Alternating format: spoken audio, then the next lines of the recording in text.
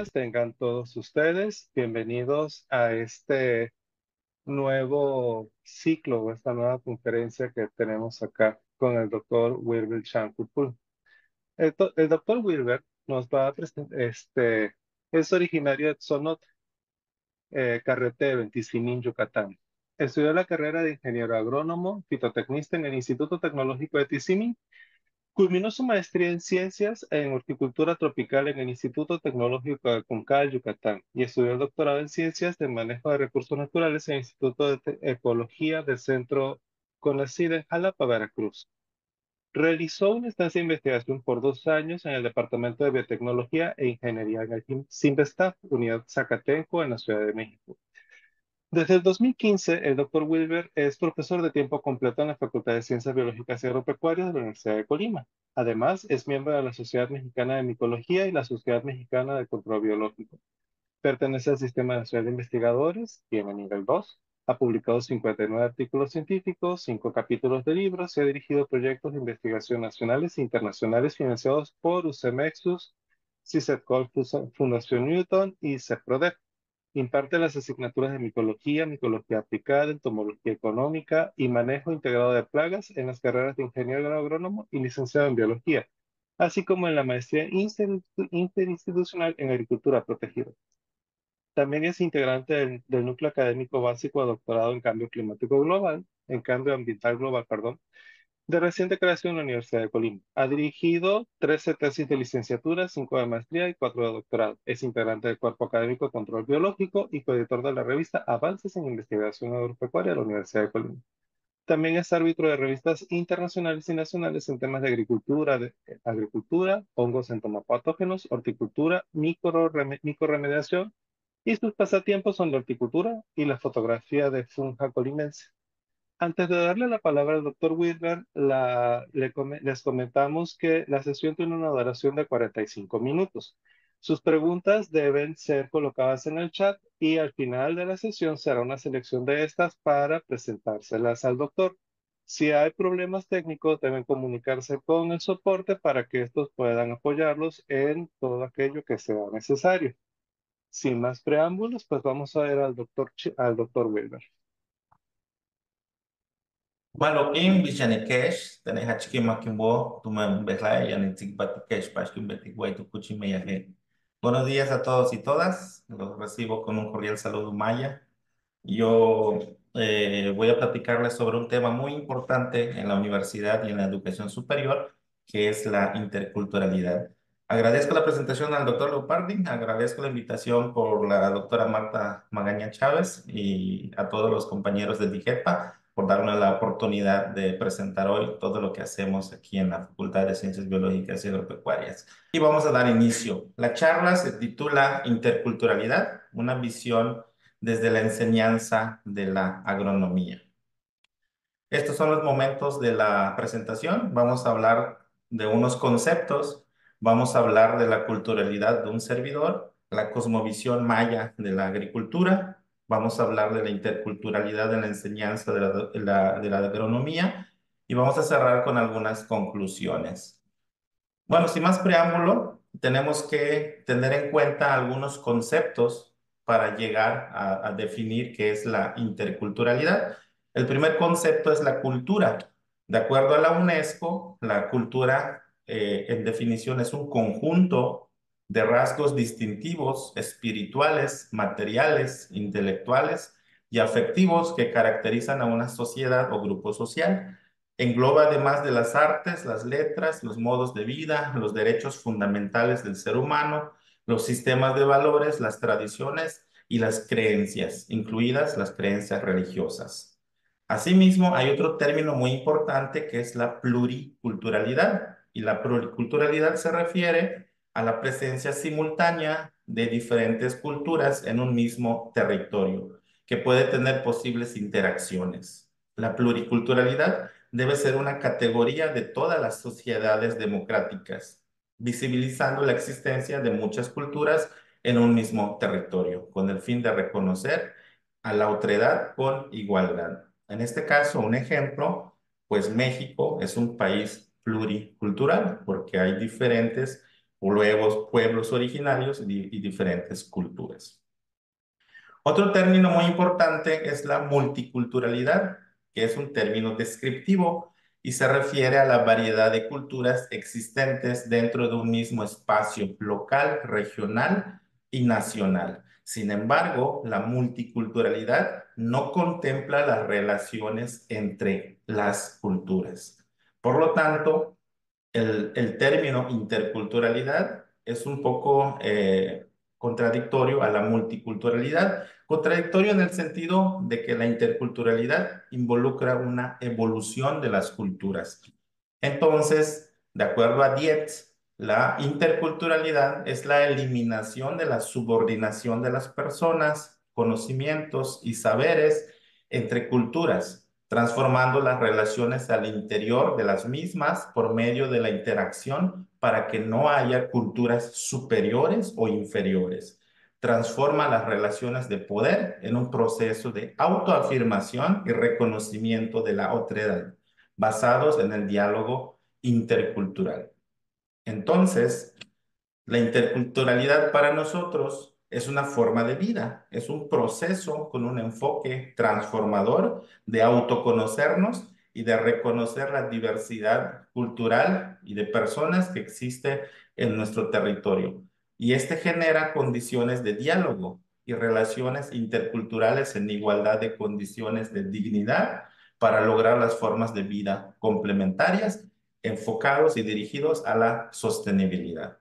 En la figura del lado izquierdo, presento ahí una fotografía del CCH de la UNAM, del Colegio de Ciencias y Humanidades, donde hacen un evento intercultural, donde conviven los alumnos de diferentes estados de la República, donde intercambian sus ideas, sus costumbres, platican y uno va conociendo la cultura del otro. Por otro lado, del lado derecho, está una fotografía de los alumnos de la Facultad de Ciencias Biológicas y Agropecuarias, quienes también tienen una interculturalidad, porque de acuerdo a la posición geográfica de Colima, también existen pueblos originarios, especialmente los toltecas estuvieron, chichimecas, el tarasco y el náhuatl. Hubo también una convergencia de estas culturas en cierto momento de la historia. Para el caso de los alumnos que nosotros tenemos en la facultad, muchos provienen de comunidades de los municipios de Tecomán, Armería, y también tienen cierta historia cultural, ¿verdad? Entonces también la interculturalidad es algo que tenemos implícito y debemos reconocer y también debemos estudiar, ¿no? De acuerdo a las carreras que nosotros tenemos en la universidad. La interculturalidad ofrece unas ventajas porque promueve la inclusión de las personas, desarrolla habilidades de comunicación. En este punto, quiero también mencionar que como profesor he notado que mayormente los alumnos que vienen de comunidades de aquí, de los municipios que están más apegados a la ruralidad, tienen a veces un poquito de complejidad al comunicarse, son más tímidos que los estudiantes que vienen de un lugar citadino, ¿no? Por ejemplo, de la ciudad de Colima o de la ciudad de Villa de Álvarez. Entonces ellos tienen un poquito más de habilidades comunicativas. Entonces, la interculturalidad pues fomenta el desarrollo de estas habilidades de comunicación entre los estudiantes. Fomenta la empatía, que es algo muy importante para la cuestión de la paz. Prepara también para un mundo globalizado. También nosotros sabemos que hoy en día estamos a través de los medios de comunicación y a través de las logísticas, estamos viviendo en un mundo globalizado. Entonces nos prepara a las personas de los pueblos originarios también para estar en esta línea de tiempo. Favorece la innovación pedagógica, promueve la tolerancia y el respeto, contribuye al crecimiento personal, propone un cambio de paradigmas, es decir, que logre ser antirracista, anticlasista y antipatriarcal. Esto de acuerdo a la UNESCO y de acuerdo también a la Comisión Nacional para la Mejora de la Educación 2024. Del lado derecho hay una figura. Esa figura corresponde a un evento también académico de interculturalidad de la Universidad Intercultural del Estado de Puebla. También la interculturalidad posee algunos desafíos, especialmente la falta de personal docente con las competencias lingüísticas necesarias de acuerdo a las culturas de los pueblos originarios. Aquí quisiera hacer un comentario. En la Universidad Autónoma de Yucatán, por ejemplo, en las carreras de medicina de la UADY, las carreras de medicina, las carreras de docencia, poseen materias donde los alumnos cursan la lengua maya para que en cierto momento de su vida profesional, si estos adquieren un trabajo en zonas rurales donde se habla en maya, ellos también puedan tener acceso a ese lenguaje y acceso a la comunicación. Especialmente los estudiantes de enfermería, medicina, son los que toman estas clases para como futura herramienta para su labor profesional. Otro desafío de la interculturalidad es el escaso material didáctico en lenguas originarias.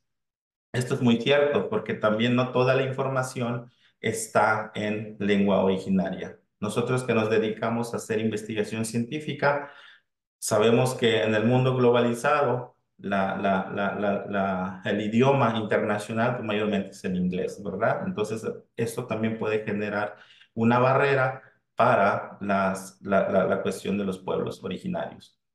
Los prejuicios y la discriminación lingüística también es algo que se tiene que trabajar, es uno de los desafíos de la interculturalidad, así como la exclusión de la población indígena y afrodescendiente. Ah, otro desafío importante es la educación y la población indígena. Al respecto, estos son los datos actuales. De acuerdo al INEGI, hay 120 millones de mexicanos. De estos, el 23% son indígenas, es decir, 27,6 millones. Hace 15 años, en el 2011, esta población era algo menor, que quiere decir que también la población de los pueblos originarios va en aumento. En el 2011 se reporta una población indígena de 12,7 millones. Y este 12,7 millones corresponde al 11% de la población nacional en el 2011. Dentro de estos números, en el 2011, el 8,5 millones de personas de pueblos originarios, de estos 8,5, el 15% es analfabeta, es decir, no lee y no escribe. Y de esto, solo esto en la población no indígena, solo es el 6%. Entonces, en la población de los pueblos originarios hay una mayor cantidad de analfabetismo que en la población de personas no de pueblos originarios. Entonces es algo interesante que destacar. Respecto a la educación superior, en el 2011, solo el 2% de la población indígena de entre 18 a 25 años ingresa a la educación superior. Del 2%, solo uno de cada cinco logra graduarse, logra terminar una carrera.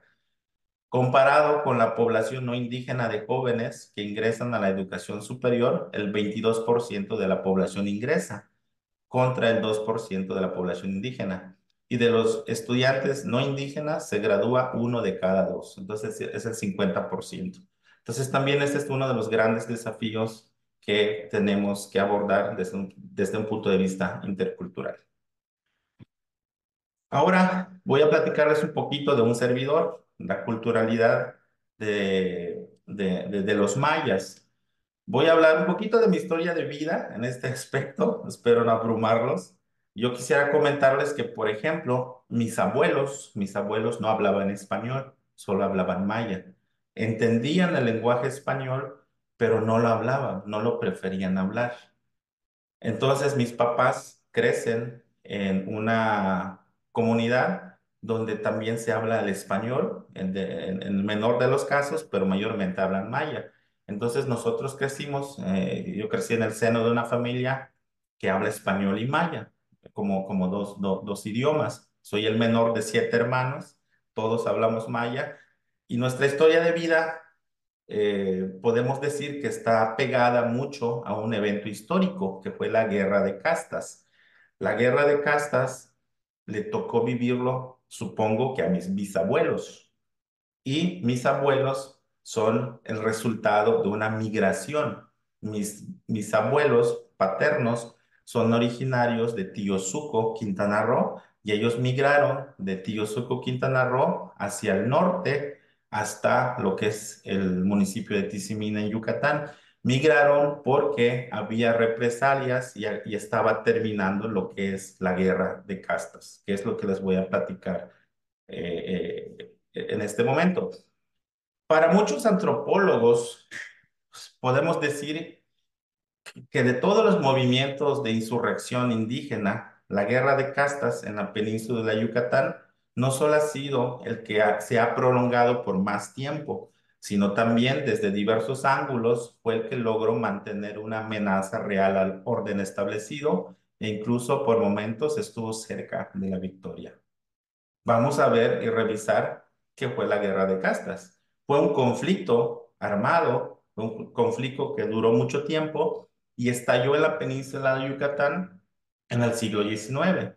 Y se trató principalmente de un conflicto social y étnico entre el pueblo indígena maya y la población de ascendencia europea. A eso se le llama las castas, específicamente a las élites criollas y mestizas. No necesariamente fue una guerra contra las personas de Europa, no, sino que fue un conflicto social entre los mayas y los criollos y mestizos, especialmente los que gobernaban en ese momento. En estas imágenes vemos un campamento del ejército mexicano y estas fotografías están guardadas en la Biblioteca Yucatenense Crescencio Carrillo y Ancona de la Secretaría de Cultura y Artes de Yucatán, que está totalmente documentado toda esta guerra de castas. Del lado derecho están los mayas, que en su momento se les conoció como mayas rebeldes, quienes estaban peleando con las castas criollas y mestizas. La guerra de castas duró mucho tiempo, se dividió en tres periodos. Antes de la guerra de castas, pues estaba la conquista. Ya estaba la conquista, ya México era un país independiente, es un gobierno colonial, pero este gobierno colonial, este gobierno federal, somete a los pueblos indígenas, especialmente a los mayas, los somete a trabajos forzados, altos impuestos y despojo de tierras.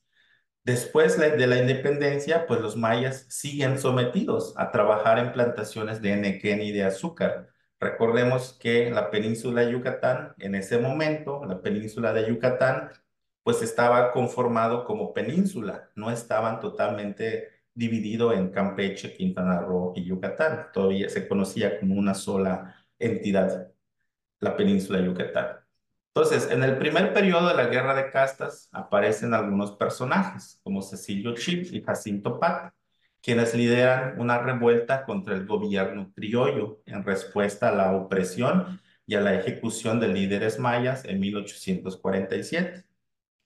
De ahí, los mayas se levantan en armas, se organizan y nace la insurrección maya y toman dos ciudades importantes en la península de Yucatán, que es Valladolid y Bacalar, lo que hoy es el estado de Quintana Roo, un municipio que está en cerca de Chetumal, en Bacalar.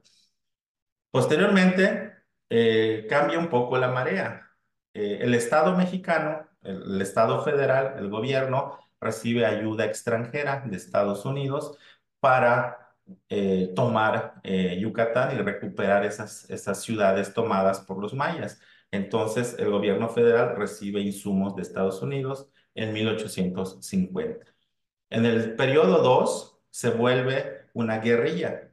Los mayas se retiran de las ciudades, se retiran de los pueblos y se van hacia la selva, se resguardan en la selva, en los bosques, especialmente en un lugar que se llama Chan Santa Cruz, hoy el municipio de Felipe Carrillo Puerto en el estado de Quintana Roo, o la ciudad de Felipe Carrillo Puerto. y ahí se convierte el centro de logística maya y el centro de reunión. Y también aparece también lo que es la veneración a las deidades, porque la insurrección maya tomó como bandera a la cruz parlante. Y la cruz parlante viene o tiene origen de la cosmovisión maya, que es el árbol de la ceiba, que en un momento vamos a platicar. En ese mismo periodo, para 1850, los combates son esporádicos, continúan los mayas atacando ciudades y plantaciones, y ambos bandos participan en brutales represalias. En la guerra de castas se calcula que murieron 4 millones de personas aproximadamente.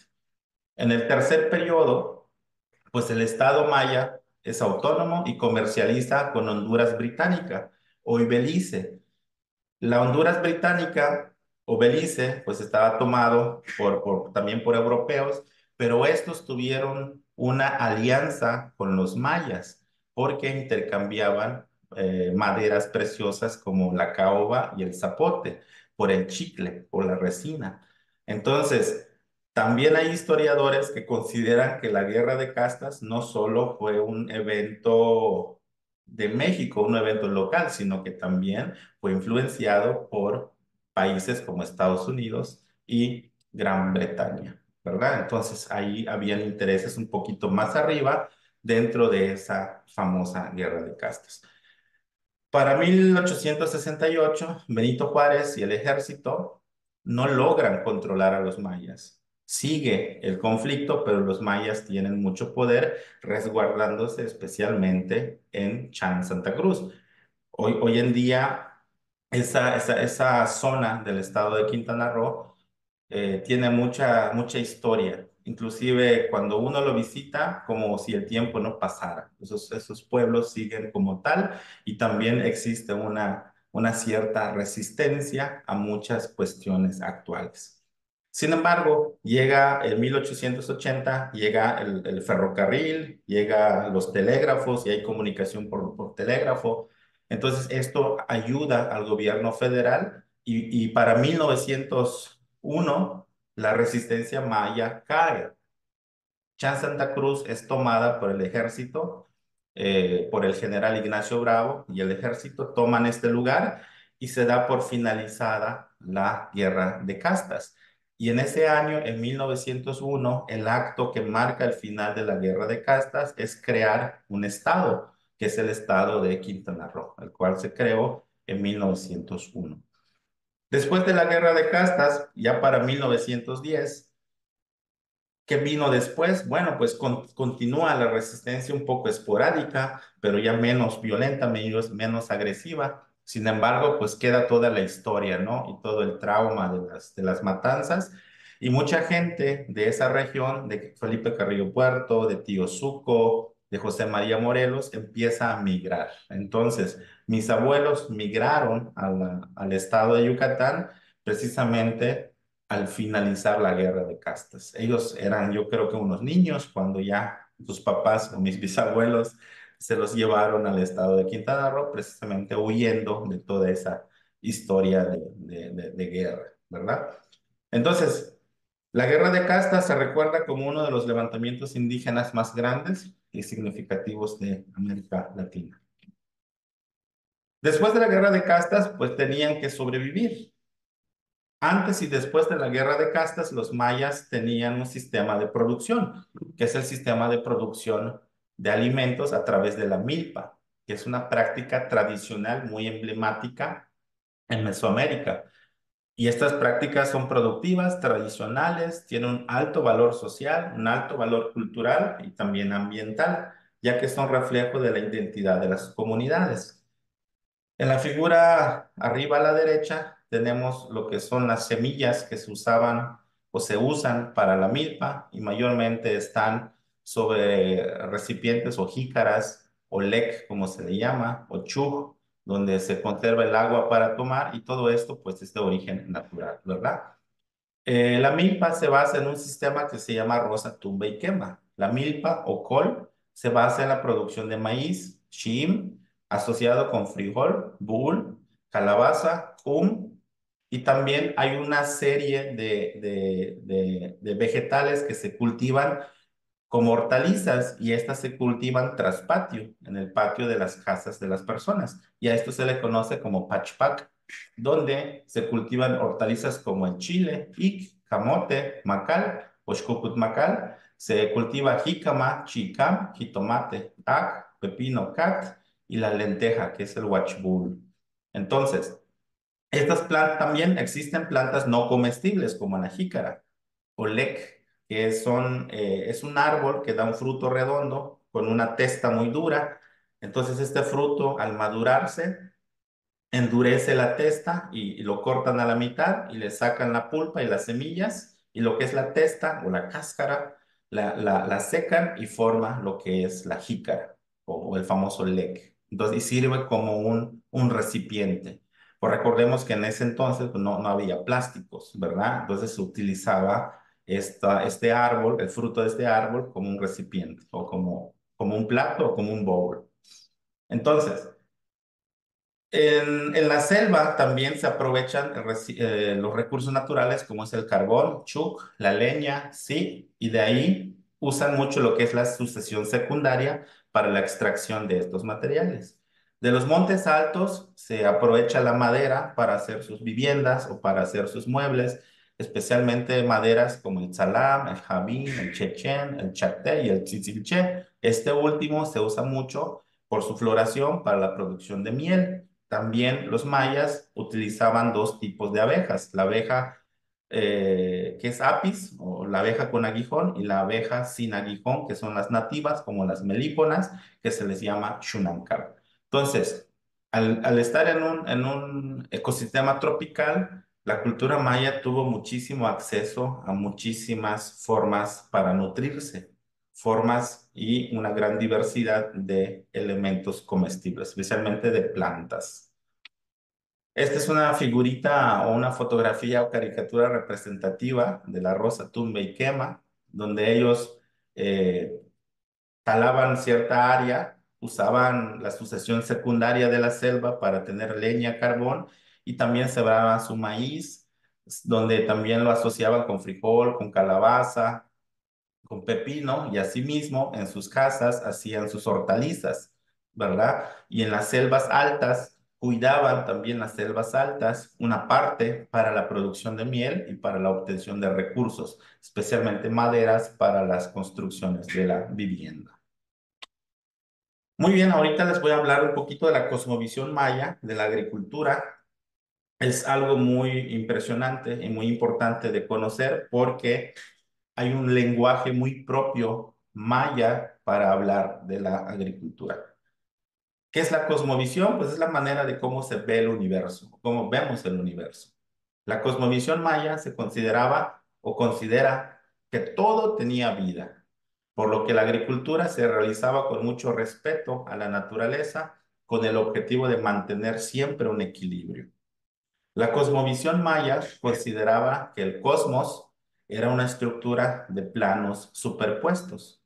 Creían que el cosmos estaba dividido en tres reinos: los dioses, que es la parte dentro de la cosmogonía maya, la ceiba pentandra, la especie, es muy conocida porque se piensa que es la estructura del universo. Grabaron en la cosmovisión, en la ceiba, la estructura del universo. En la parte de la copa del árbol de la ceiba están los dioses, en la tierra, o sea, en el suelo está el hombre, y en las raíces está el inframundo, donde están también los cenotes. Los mayas consideraban a los cenotes como las puertas al inframundo. Entonces, tiene toda esta visión cosmogónica. Los mayas creen que el cosmos pues también estaba en constante movimiento, que cambia y que evoluciona, pero que mantiene un orden que les permite estabilidad. El centro de la cosmovisión maya es el cultivo de maíz, así como para muchas culturas mesoamericanas. Asimismo, para la agricultura, la cosmovisión maya estaba profundamente entrelazada con sus creencias religiosas, su comprensión ecológica y los conceptos del tiempo. También la agricultura maya se basó en roza, tumba y quema, rotación de cultivos, uso de abonos orgánicos y la construcción de sistemas de riego por terrazas. También se usaba el sistema de la milpa, que consiste en cultivar de forma intensiva y rotativa los terrenos selváticos. Los mayas cultivaban gran variedad de granos básicos, de frutas y hortalizas. Y la lengua maya refleja su conocimiento ecológico, con términos para conceptos muy específicos. Los mayas en nuestro lenguaje o en el lenguaje hay definiciones exactas de ecosistema, equilibrio dinámico, nicho, capacidad de carga y sostenibilidad. Entonces, dentro del lenguaje estaban ya estos términos porque tenían la visión de que todo debe tener un equilibrio. Entonces, estos términos o palabras las vamos a revisar porque es algo interesante. Por ejemplo, un ecosistema. Los mayas dentro del lenguaje cotidiano usan la palabra Yocolcab. Yocol significa arriba, Cab significa mundo o terreno. Entonces, Yocolcab tiene como significa ecosistema y se puede interpretar como un mundo o universo de acuerdo con la cosmogonía maya, el término Yocolcab, pero también en el término agrícola se puede considerar como ecosistema. Quetzal también es una palabra que significa buena adaptación, favorable, estado o adaptado. Está muy apegado a la palabra Toj-Etzal. Toj significa derecho, Etzal significa calma o balance. Entonces, Quetzal y Toj-Etzal significa un proceso de equilibrio dinámico que presenta la interacción de las poblaciones de los diversos organismos presentes en ese ecosistema. Otro término muy importante es Lob Chahal, que significa planta herbácea o arbusto. Entonces, la interpretación de Lob Chahal es arbense, arbense que crece en los cultivos. Lobcash también significa vegetación cerrada, pero se interpreta como la vegetación cerrada que hace un oscurecimiento, que da sombra. Es decir, expresa una característica de crecimiento de vegetación, que es la de crear sombra al suelo para proteger los organismos que viven debajo de las hojas en descomposición. Lobcash. Asimismo, Yan al-Kash significa bajo la selva y tiene una interpretación de andar bajo la selva, de que el mipero anda bajo la selva buscando recursos y elementos para la agricultura. Un término muy importante que también es un término humanístico se llama umeyá y unatic. Umeyá significa mi trabajo. Unatic significa mi entendimiento. Entonces, dentro de la agricultura podemos definir estos dos términos mayas como nicho. ¿Y cómo se interpreta? Es un espacio geográfico donde se encuentran las condiciones adecuadas para la vida y el desarrollo de alguna especie. Aplica a los seres humanos. Esta cosmovisión es muy diferente a la que tenemos hoy en día. Nosotros en ecología, pues, estudiamos las interacciones de los seres vivos. Y en ecología existe un término que es la competencia. Los organismos compiten por recursos. Las plantas compiten por la luz, compiten por el agua, compiten por los nutrientes. Es lo que nosotros leemos en los libros y en los artículos, especialmente en los de ecología agrícola. Pero muy diferente es la cosmovisión maya, porque no existe ninguna palabra que se refiera al término competencia. Esa palabra no existe en la cosmovisión maya de la agricultura. Entonces, eso es muy interesante.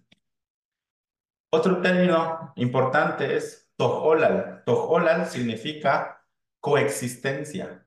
Si no hay competencia, hay coexistencia. Esto implica la diversidad y abundancia de las especies en áreas reducidas como en los trópicos, ¿verdad? Entonces, tojolal es un significado muy bonito porque nos dice coexistimos. Tojolal también se puede usar en el lenguaje cotidiano deseándole el bien a una persona. Por ejemplo, si yo quiero decirte deseo el bien, te puedo decir Iyamahech and Intoholal. Entonces, son dos palabras muy importantes en el lenguaje cotidiano. Otro término muy importante es Kanankash. Kanankash significa cuidar la selva y tiene una interpretación de cuidado de la naturaleza. Se refiere al manejo de los recursos naturales, conservación y sostenibilidad. Entonces, estos términos son muy importantes hoy en día en la agricultura moderna, en la agricultura actual, porque tenemos que cuidar los recursos. Usualmente nosotros hacemos agricultura intensiva, pero sabemos que es una agricultura que va a tener un fin, que si no hacemos agroecología, o no hacemos agricultura biológica o no hacemos agricultura de conservación, esos recursos son finitos, ¿verdad? Entonces, la cosmovisión maya lo tenía muy implícito dentro de su lenguaje cotidiano. Yo-Bej también es una palabra muy importante. Yo significa arriba y Bej camino. Significa o se interpreta como ir por el camino correcto o algo bien significa también estar en el camino correcto. Entonces, representa una expresión de capacidad de carga sostenible en un sistema dinámico en el que hay la participación de personas. Entonces, es un término también un poco filosófico. Yo ve, pensar en hacer las cosas bien, ¿verdad? También hay una serie de palabras muy importantes que tienen como significado resiliencia, sustentabilidad y capacidad de carga. Estas palabras son Malo Kushtal, Kanankash y Yobej. Entonces, estas tres palabras tienen mucha relación en la cosmogonía agrícola de los mayas porque estaban enfocados en cuidar la capacidad de carga, sabían que los recursos son finitos, abocan a la sustentabilidad y también sabían que el ecosistema es resiliente. La resiliencia es un término también en ecología. Las selvas o el medio ambiente o ciertos ecosistemas son resilientes, es decir, que se pueden recuperar después de una catástrofe, un incendio, etcétera, o cosas así. También es un término psicológico, ¿verdad? La resiliencia de las personas. Es algo muy interesante que la lengua maya ya tenía en cuenta estos significados.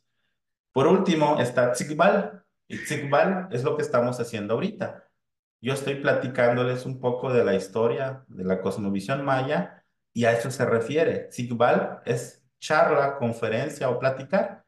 Itzigbal, en términos de interpretación, hoy en día se considera como una investigación participativa, que es la búsqueda de conocimientos de saberes, es decir, la investigación no es una actividad solamente académica. El Itzigbal es parte operativa, visible, no tangible, de un proceso comunitario, que a través de la generación eficaz de saberes, conocimientos, acciones, conduce a su desarrollo. Entonces, es algo muy importante. Todo este conocimiento pasaba de una generación a otra a través de la conversación, ¿verdad? Pero también sabemos que la cultura maya tuvo una gran literatura con los libros como el Popol Vuh, el Chilambalam, tuvo una gran literatura y también tuvo muchos desarrollos, que muchos se perdieron con la conquista, la colonización, pero pues existe también todavía ese legado, esa cultura viva. Entonces, estos términos son muy padrísimos. Estos términos los tomé de estos investigadores, Rosado May, Pod Cajún, que son investigadores de la Universidad Intercultural Maya del estado de Quintana Roo y se ubica en el municipio de Felipe Carrillo Puerto, en Quintana Roo. Muy bien, entonces ya que les platico un poquito de la cosmogonía maya y la agricultura, quiero platicarles aquí en nuestra facultad, en la FCBA, pues cómo vivimos la interculturalidad. Mayormente nosotros lo vivimos pues en el intercambio de conocimientos con las personas, con los estudiantes, con los pueblos originarios o también con el sector rural, ¿verdad? Entonces, nosotros recibimos a una gran cantidad de alumnos. La carrera de agronomía es una de las más demandadas en la universidad y también se reciben alumnos de diferentes orígenes. A veces vienen de Guerrero, de Jalisco, de Nayarit, de Michoacán. Entonces, son alumnos que también tienen un antecedente cultural. A veces muchos no lo saben, lo han olvidado porque la culturalidad se pierde de una generación a otra si no se valora y no se conserva. Entonces, convivir con los muchachos en los proyectos, pues uno los va conociendo cómo piensan, cómo actúan, cómo, de dónde vienen. Entonces, hay mucho trabajo realizado. Sin embargo, yo pensaría que no estamos documentando todo este trabajo, porque especialmente yo me dedico a la ciencia experimental. Hacemos experimentos, publicamos artículos, pero no estoy haciendo mucho la parte o registrando, documentando toda esta parte de la interculturalidad, ya que es un área de oportunidad muy grande.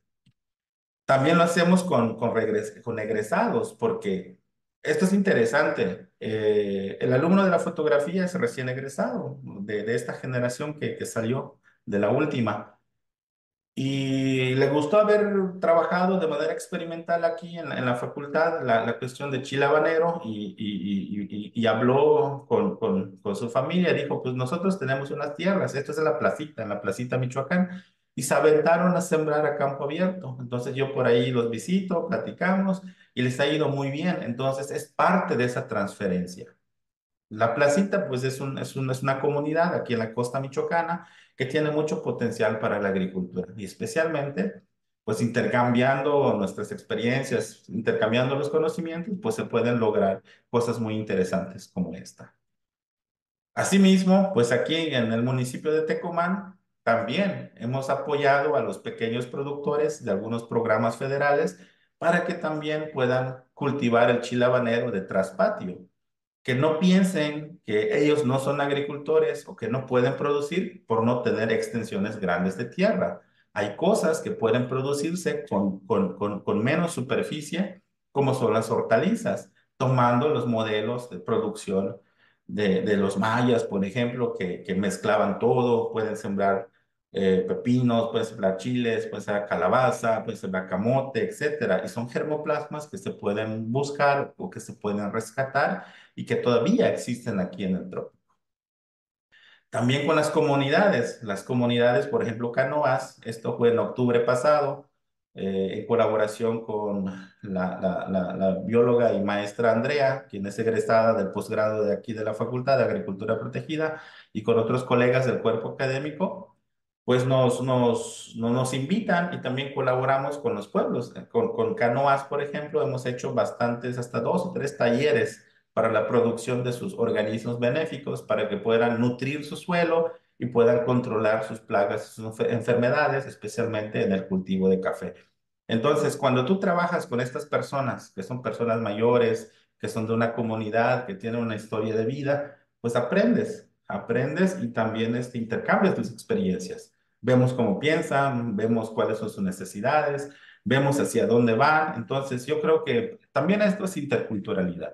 Y vuelvo a repetir lo mismo, no es algo que estemos documentando, siento que deberíamos hacerlo, a pesar de todas las actividades que tenemos académicas y de docencia y de investigación, pero creo que podemos hacerlo. Y también pues estamos abiertos a que los colegas que son expertos en incidencia o expertos en áreas sociales también nos puedan visitar y a ver qué podemos hacer, ¿verdad?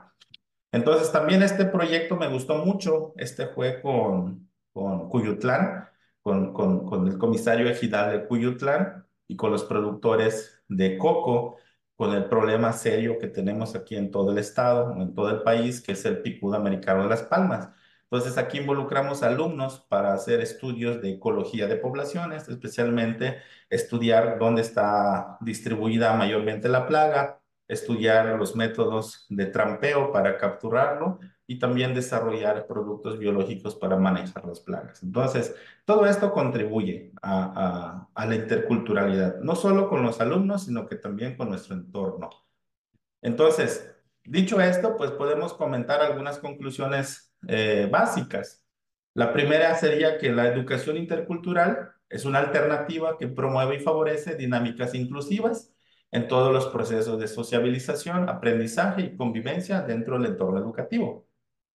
La educación intercultural representa retos importantes que abordar, como la competencia lingüística, prejuicios, discriminación y exclusión. Conocer la visión o cosmovisión de las diferentes culturas favorece la y multiculturalidad. Sin embargo, debe haber interacción entre ellas para llegar a la multiculturalidad. Y finalmente se requiere de la colaboración de otras disciplinas para documentar y promover la multiculturalidad en la enseñanza de educación superior en nuestras facultades. Y con esto termino. Ahí está mi correo electrónico, mi teléfono, por si algún día quieren platicar o quieren conocer un poquito más de lo que hacemos.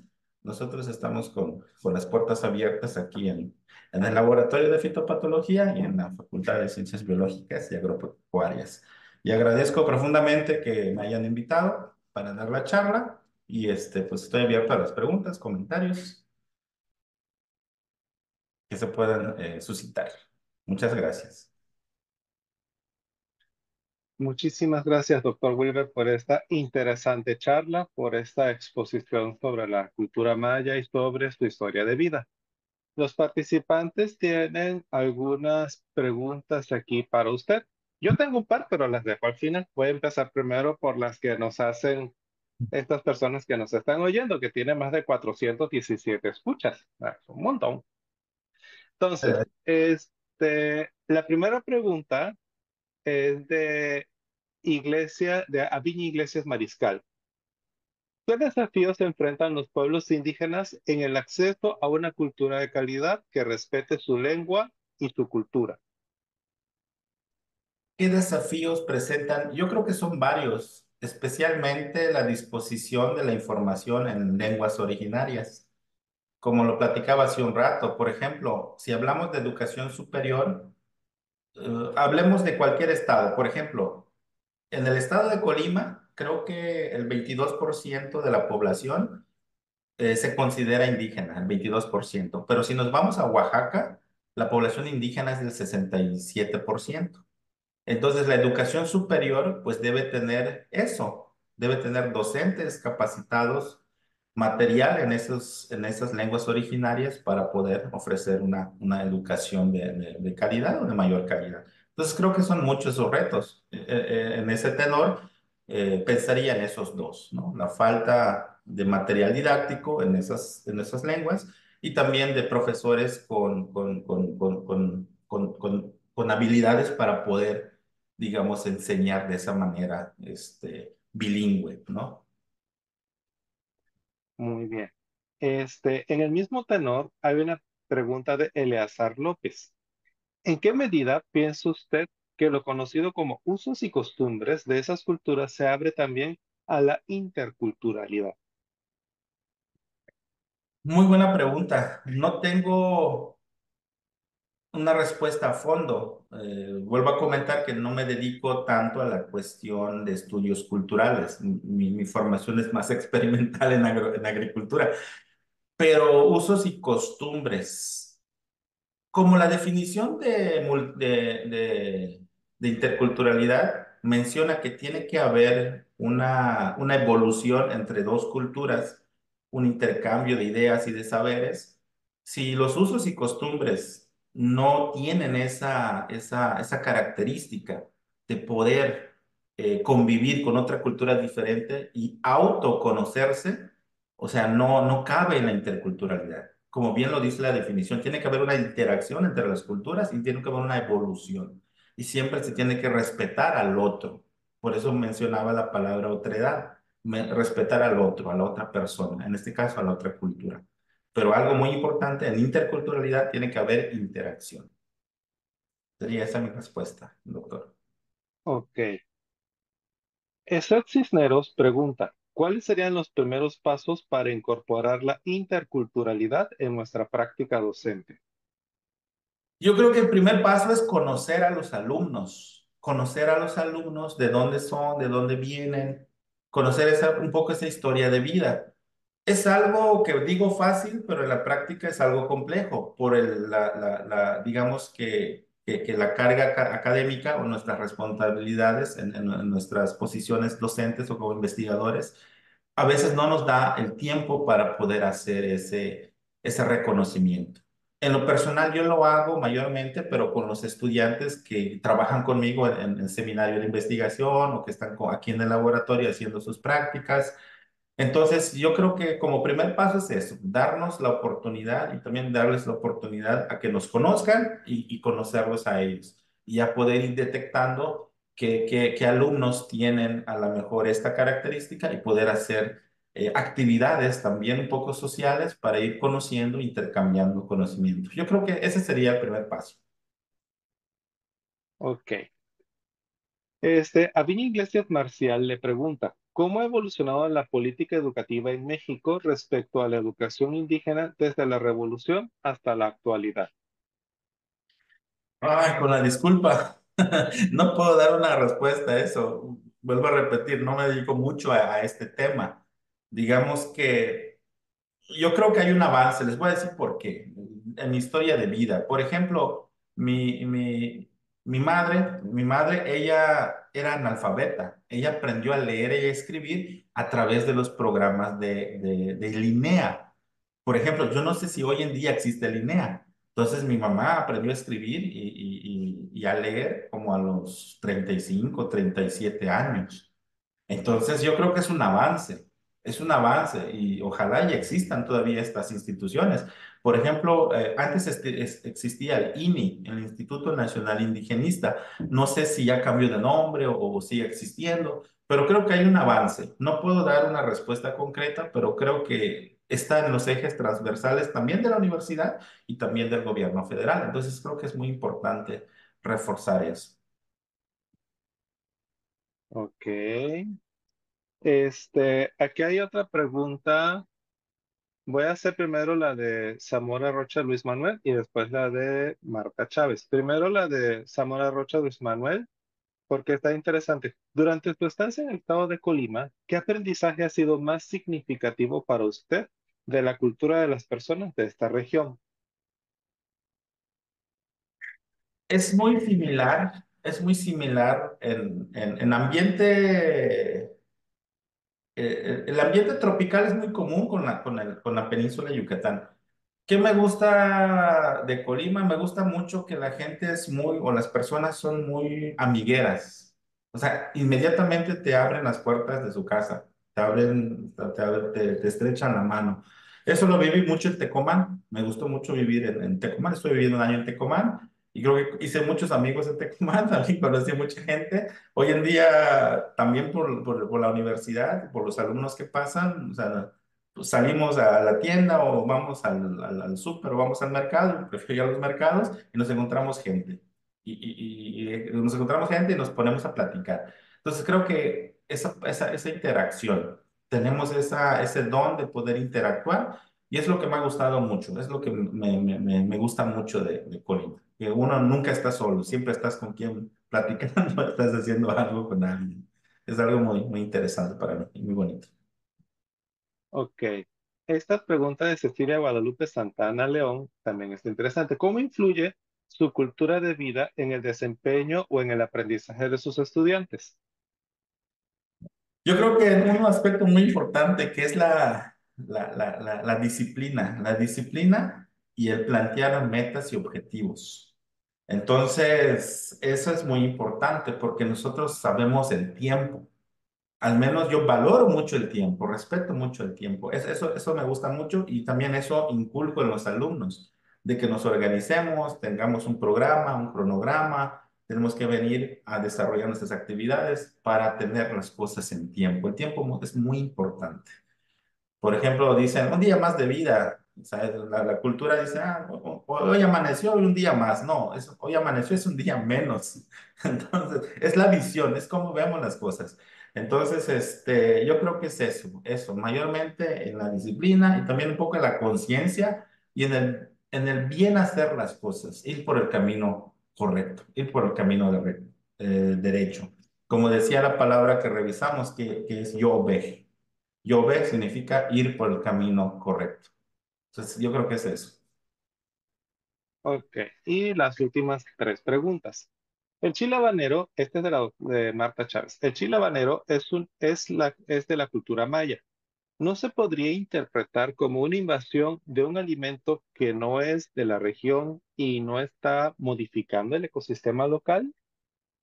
No, no, porque el chile habanero, para empezar, no es nativo de México. El chile habanero, la especie, es nativa y originaria de la cuenca del Amazonas, entre Paraguay Bolivia entre Paraguay, Brasil y Bolivia, por ahí, es originaria. Migró hacia las Antillas y hasta la isla de Cuba. Migra, se establece en las islas, se cultiva y de ahí brinca a la península de Yucatán.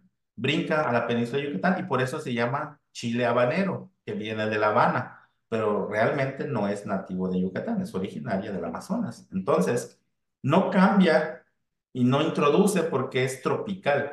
Aquí tenemos otras especies que sí son originarias o nativas de México, como Capsicum annuum, que es el chile jalapeño y el pimiento, que hoy en día tienen diferentes morfotipos. Entonces, si hablamos de una planta que llega y desplaza a otras, no ocurre porque también el chile habanero, Capsicum chinense, no es una planta alelopática, entonces puede vivir de manera normal sin desplazar a otras.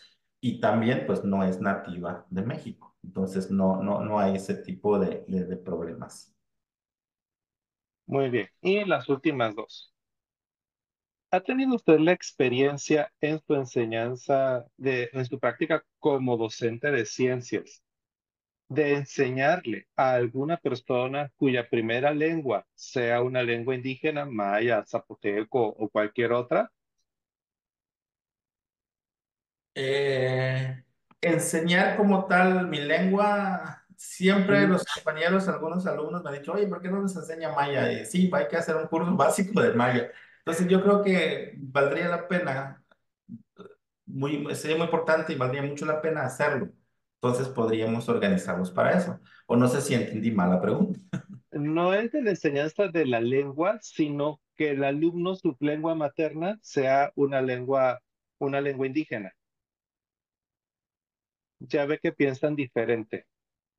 Sí, sí, sí. No, en ese sentido, no. De hecho, justamente ahorita he estado preguntando con las coordinadoras académicas si hay algunos alumnos que ellos conozcan que hablan alguna lengua o una lengua del pueblo originario. Entonces ellos me han comentado que no, pero hay algunos, creo que en tercer semestre de agronomía, hay uno o dos chicos del estado de Guerrero. Ellos muy probablemente tengan noción de al menos una lengua de por ahí. Entonces, yo creo que tenemos que hacer esa actividad para poder desarrollar un poco el eje de la interculturalidad aquí en la facultad. Esto lo pregunto porque en mi práctica, yo estuve un tiempo dando clases en Oaxaca y allá sí me tocaron hablantes de zapoteco. Y Ujú. literalmente tú estabas dando la clase y ellos estaban traduciendo del español a su lengua. Los veías que se quedaban pensando. Sí, eso es muy interesante. Es muy interesante cuando una persona crece con dos lenguas, porque también la actividad cerebral, el pensamiento es diferente. Yo Ujú. educación básica en español. Recibí una educación básica en español, pero cuando llegaba a mi casa, pues mis papás hablan maya y español. Y cuando iba con mis abuelos, que los teníamos enfrente, vivían en la casa de enfrente, ellos solo hablan maya. Entonces la educación primaria, bilingüe, la secundaria, ya trilingüe, porque la secundaria viene del inglés. Entonces estudias español, estudias inglés y pues hablas maya, ¿no? De pronto pensabas una cosa y pensabas otra. Entonces sí, como bien dices, tienes esa noción. O sea, estás hablando aquí, pero estás pensando en otro idioma, en otro concepto. Sí, Algo muy importante. El inglés, la pronunciación fonética es similar al maya. Por ejemplo, Miss en maya significa gato o gatito. Y Miss, pues en inglés, pues significa señorita. Así hay muchas palabras que tienen la misma pronunciación. Y eso es muy importante dentro del lenguaje. Son dos lenguas que yo pensaría no tienen nada en común, son bien divergentes, pero tienen algo en común si uno les va buscando especialmente en la fonética. muy bien. Y la última pregunta, ya para cerrar. eh, ¿Cómo a lo largo de su vida y de los distintos lugares en los que ha tenido la oportunidad de vivir, esta interacción con estas distintas culturas y subculturas que hay en México ha transformado su cosmovisión personal, entendiendo la cultura como la suma de usos y costumbres, vocabularios, acciones y demás que son únicas de cada lugar, y que de alguna manera impregnan a la persona que viven en ellos. Sí, es padrísimo. A mí me ha gustado mucho haber vivido en Jalapa, en Mérida, Playa del Carmen, en Ciudad de México. Me ha gustado mucho porque son cosas diferentes y siempre hay que respetar a la otredad, respetar el pensamiento.